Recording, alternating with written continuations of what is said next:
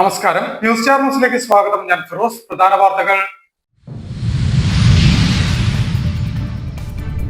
Petroleum ഉൽപ്പന്നങ്ങളുടെയും നിത്യോപയോഗ സാധനങ്ങളുടെയും അന്യായമായ വില വർധനവിനെതിരെ പ്രതിഷേധ മാർച്ചും ധർണയും സംഘടിപ്പിച്ചു.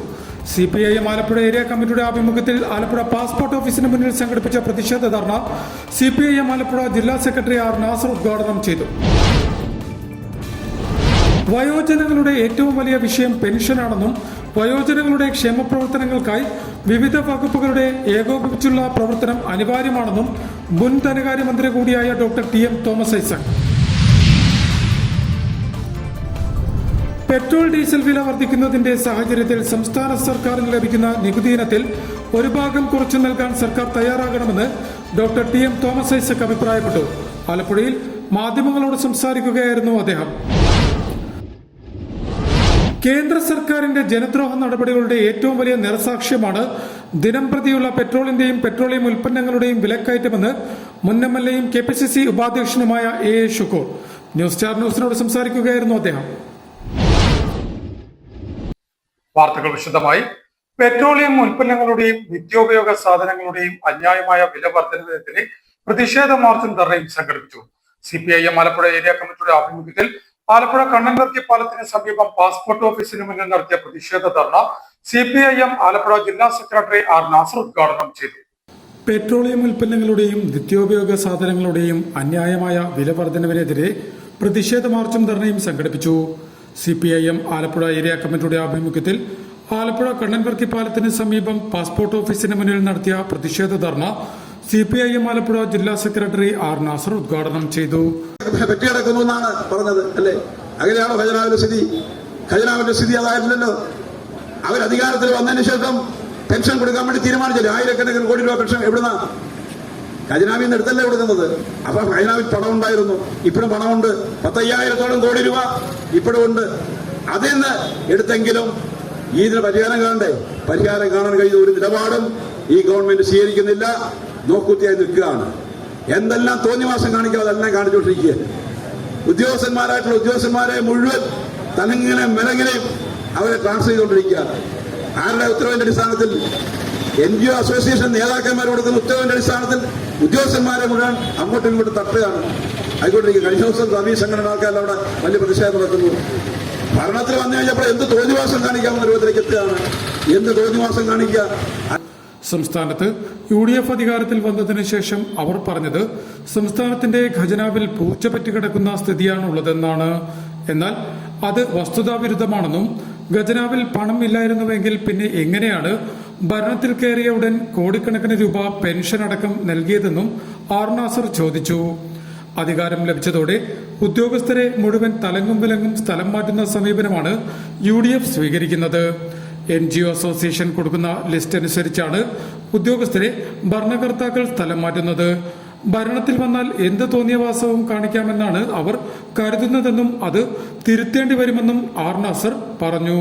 CPIM Alappuzha area committee secretary Ajay Sudheendran ധർണയിൽ അധ്യക്ഷത വഹിച്ചു. VB Ashokan, VG Vishnu, B Ajesh, KG Praveen, Soumya Raj, S Anil, D Sudheesh, മായ രാജേന്ദ്രൻ, AS കവിത, പ്രിൻസി മനീഷ് എന്നിവർ സംസാരിച്ചു.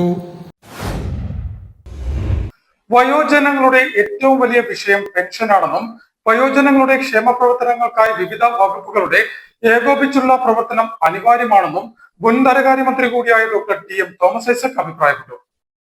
വയോജനങ്ങളുടെ ഏറ്റവും വലിയ വിഷയം പെൻഷനാണെന്നും വയോജനങ്ങളുടെ ക്ഷേമ പ്രവർത്തനങ്ങൾക്കായി വിവിധ വകുപ്പുകളുടെ ഏകോപിച്ചുള്ള പ്രവർത്തനം അനിവാര്യമാണെന്നും മുൻ ധനകാര്യമന്ത്രി കൂടിയായ ഡോക്ടർ TM തോമസ് ഐസക് അഭിപ്രായപ്പെട്ടു. Kerala municipal and corporation pensioners ഫെഡറേഷന്റെ 11ാം സംസ്ഥാന സമ്മേളനം ഉദ്ഘാടനം ചെയ്ത് സംസാരിക്കുകയായിരുന്നു അദ്ദേഹം. നമ്മുടെ വയോജനങ്ങളുടെ ഏറ്റവും വലിയ പ്രശ്നങ്ങളൊന്നും പെൻഷനാണ്. അത് നിങ്ങൾക്ക് മാത്രമല്ല, കേരളത്തിലിപ്പോ 60 കഴിഞ്ഞാൽ ഏതാണ്ട് എല്ലാവർക്കും പെൻഷനുണ്ട്. അത് വ്യത്യസ്ത ഡിപ്പാർട്ട്മെന്റിലാണ്. നമുക്കൊക്കെ പ്രായമായി. ഞാനടക്കം പറയണത് അപ്പോഴെന്താ പ്രശ്നം? ഏറ്റവും വലിയ പ്രശ്നം ആരോഗ്യത്തിൻ്റെതാണ്. ആരോഗ്യം നോക്കുന്നത് പ്രത്യേക ഡിപ്പാർട്ട്മെന്റാണ്. അത് നമ്മുടെ വയോജന ഡിപ്പാർട്ട്മെന്റ് കീഴിൽ വരില്ല. അപ്പൊ ഡിപ്പാർട്ട്മെന്റിൽ തുടക്കമാണ്, ഏകോപനമാണ് പ്രധാനം. എല്ലാ വകുപ്പുകളെയും നമുക്ക് ഇതിന് പിന്നിൽ ഏകോപിപ്പിക്കാൻ കഴിയും. ഇതെല്ലാം രണ്ട് നല്ല കാര്യങ്ങളാണ്. അപ്പോ നമ്മൾ ഇന്ന് നിങ്ങളുടെ സമ്മേളനം ഈ പെൻഷൻ കാര്യത്തിൽ മാത്രം വർത്തമാനം പറഞ്ഞ് അവസാനിപ്പിക്കരുത്. ആലപ്പുഴ ബീച്ചിന് സമീപം ഫോമിൽ കൺവെൻഷൻ സെന്ററിലെ വി വത്സലകുമാരി നഗറിൽ സംഘടിപ്പിച്ച സമ്മേളനത്തിൽ സംഘടനയുടെ പ്രസിഡന്റ് വി എൻ പുരുഷോത്തമൻ അധ്യക്ഷത വഹിച്ചു. സെക്രട്ടറി കെ സുനിൽ ബാബു അനുശോചന പ്രമേയം അവതരിപ്പിച്ചു. ജനറൽ സെക്രട്ടറി കെ വിജയരാഘവൻ യോഗത്തിന് സ്വാഗതം പറഞ്ഞു. ആലപ്പുഴ നഗരസഭാ അധ്യക്ഷ മോളി ജേക്കബ് മുഖ്യപ്രഭാഷണം നടത്തി. കെ പി സി സി ഉപാധ്യക്ഷനും മുൻ MLA-യുമായ എ ഷുക്കൂർ, മുൻ MLA PP Chitharanjan, Kerala senior citizens forum president professor N Gopinathan Pillai, B Muhammad Kasim, R Thulasidharan Pillai എന്നിവർ സംസാരിച്ചു. സ്വാഗത സംഘം general convener V M Prabhakaran യോഗത്തിന് നന്ദി രേഖപ്പെടുത്തി. ഉദ്ഘാടന യോഗത്തെ തുടർന്ന് 2025 കേരള സംഗീത നാടക അക്കാദമിയുടെ ഗുരുപൂജ പുരസ്കാരം കരസ്ഥമാക്കിയ പറവൂർ വിശ്വനാഥനെ ചടങ്ങിൽ ആദരിച്ചു. പെട്രോൾ ഡീസൽ വില വർദ്ധിക്കുന്നതിന്റെ സാഹചര്യത്തിൽ സംസ്ഥാന സർക്കാരിന് ലഭിക്കുന്ന നികുതി ഇനത്തിൽ ഒരു ഭാഗം കുറച്ചു നൽകാൻ സർക്കാർ തയ്യാറാകണമെന്ന് ഡോക്ടർ DM തോമസ് ഐസക് പറഞ്ഞു. ആലപ്പുഴയിൽ മാധ്യമപ്രവർത്തകരോട് സംസാരിക്കുകയായിരുന്നു അദ്ദേഹം. പെട്രോൾ ഡീസൽ വില വർദ്ധിക്കുന്നതിന്റെ സാഹചര്യത്തിൽ സംസ്ഥാന സർക്കാരിന് ലഭിക്കുന്ന നികുതി ഇനത്തിൽ ഒരു ഭാഗം കുറച്ചു നൽകാൻ സർക്കാർ തയ്യാറാകണമെന്ന് മുൻ ധനകാര്യമന്ത്രി കൂടിയായ ഡോക്ടർ TM തോമസ് പറഞ്ഞു. ആലപ്പുഴയിൽ മാധ്യമങ്ങളോട് സംസാരിക്കുകയായിരുന്നു അദ്ദേഹം. കേരള സർക്കാർ ഈ വിലക്കയറ്റം നിയന്ത്രിക്കുന്നതിന് വേണ്ടിയിട്ട് സംസ്ഥാന സർക്കാരിന്റെ നികുതിയിൽ ഒരു ഭാഗമെങ്കിലും കുറയ്ക്കാൻ തയ്യാറാവണം എന്നുള്ളതാണ് ഡിമാൻഡ്. ഇത് നിയമസഭയിൽ പ്രതിപക്ഷ നേതാവ് ഉന്നയിച്ചപ്പോൾ അതിന് മറുപടിയായിട്ട് മുഖ്യമന്ത്രി VD സതീശൻ പറഞ്ഞു, ആ മണ്ടത്തരം ഞങ്ങളെ കൊണ്ട് ചെയ്യിക്കണ്ട. തോമസ് ഐസക്കാണ് മണ്ടത്തരം എന്ന് വിളിച്ചത്. ബഹുമാനപ്പെട്ട മുഖ്യമന്ത്രിയോട് പറയാനുള്ളത്, അന്ന് ഇന്നും തമ്മിൽ വലിയ വ്യത്യാസമുണ്ട്. നിയമസഭയില്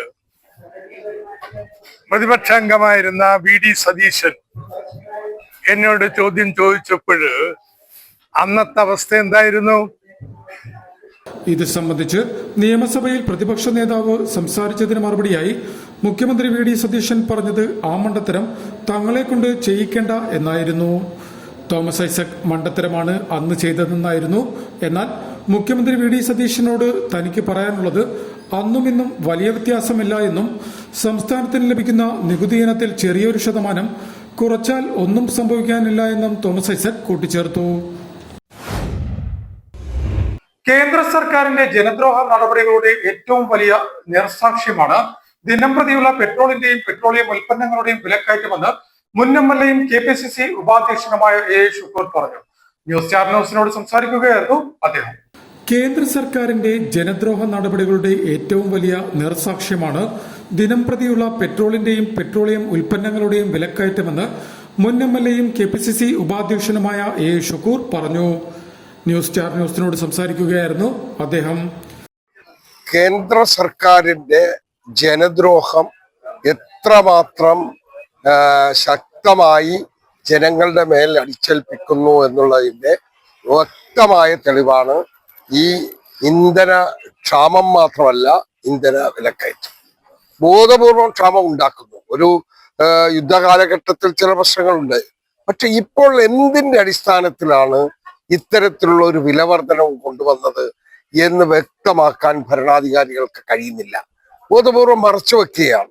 ജനങ്ങളെ ഇത്രമാത്രം ദ്രോഹിക്കുന്ന, ദുരിതത്തിലേക്ക് തള്ളിവിടുന്ന, നാട്ടിൽ വിലക്കയറ്റം കൊണ്ട് പൊറുതിമുട്ടി പട്ടിണിക്കിട നൽകുന്ന ഒരു സാഹചര്യം സൃഷ്ടിച്ചതിന്റെ ഉത്തരവാദിത്വം നരേന്ദ്രമോദിക്കും സർക്കാരിനും മാത്രമാണ്. ബോധപൂർവമാണ് രാജ്യത്തിൽ ഇന്ധനക്ഷാമം ഉണ്ടാക്കുന്നത്. എന്നിട്ട് അടിക്കടി പെട്രോളിന്റെ വില വർദ്ധിപ്പിക്കാൻ അത് കാരണമാക്കുന്നു.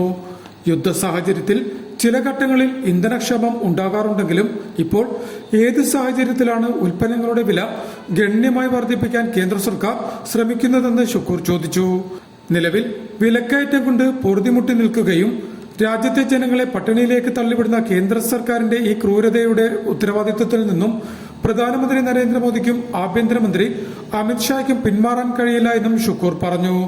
നിലവിൽ അധികാരത്തിൽ വന്നിട്ട് കേവലം ഒരാഴ്ച മാത്രമായ സംസ്ഥാന സർക്കാർ ഇതിന് ബദലായി എന്ത് ചെയ്യാൻ സാധിക്കുമെന്ന ചർച്ചയിലാണ് ഇപ്പോഴുള്ളത്. കൃത്യമായ സമയത്ത് ഉചിതമായ തീരുമാനം അവർ കൈക്കൊള്ളുമെന്നും എ ഷുക്കൂർ കൂട്ടിച്ചേർത്തു. പ്രധാന വാർത്തകൾ ഒരിക്കൽ കൂടി. പെട്രോളിയം ഉൽപ്പന്നങ്ങളുടെയും നിത്യോപയോഗ സാധനങ്ങളുടെയും അന്യായമായ വില വർധനവിനെതിരെ പ്രതിഷേധ മാർച്ചും ധർണയും സംഘടിപ്പിച്ചു. CPIM ആലപ്പുഴ ഏരിയ കമ്മിറ്റിയുടെ ആഭിമുഖ്യത്തിൽ ആലപ്പുഴ പാസ്പോർട്ട് ഓഫീസിന് മുന്നിൽ സംഘടിപ്പിച്ച പ്രതിഷേധ ധർണ CPIM ആലപ്പുഴ ജില്ലാ സെക്രട്ടറി ആർ നാസർ ഉദ്ഘാടനം ചെയ്തു. വയോജനങ്ങളുടെ ഏറ്റവും വലിയ വിഷയം പെൻഷനാണെന്നും വയോജനങ്ങളുടെ ക്ഷേമ പ്രവർത്തനങ്ങൾക്കായി വിവിധ വകുപ്പുകളുടെ ഏകോപിപ്പിച്ചുള്ള പ്രവർത്തനം അനിവാര്യമാണെന്നും മുൻ ധനകാര്യമന്ത്രി കൂടിയായ doctor TM Thomas Isaac. Petrol diesel വില വർദ്ധിക്കുന്നതിന്റെ സാഹചര്യത്തിൽ സംസ്ഥാന സർക്കാരിന് ലഭിക്കുന്ന നികുതി ഇനത്തിൽ ഒരു ഭാഗം കുറച്ചു നൽകാൻ സർക്കാർ തയ്യാറാകണമെന്ന് ഡോക്ടർ TM തോമസ് ഐസക് അഭിപ്രായപ്പെട്ടു.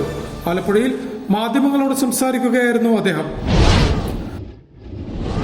കേന്ദ്ര സർക്കാരിന്റെ ജനദ്രോഹ നടപടികളുടെ ഏറ്റവും വലിയ നിറസാക്ഷ്യമാണ് ദിനം പ്രതിയുള്ള പെട്രോളിന്റെയും പെട്രോളിയം ഉൽപ്പന്നങ്ങളുടെയും വിലക്കയറ്റമെന്ന് മുൻ MLAയും KPCC ഉപാധ്യക്ഷനുമായ A ഷുക്കൂർ ന്യൂസ് സ്റ്റാർ ന്യൂസിനോട് സംസാരിക്കുകയായിരുന്നു അദ്ദേഹം. ഇതോടെ വാർത്തകൾ കഴിഞ്ഞു. നമസ്കാരം.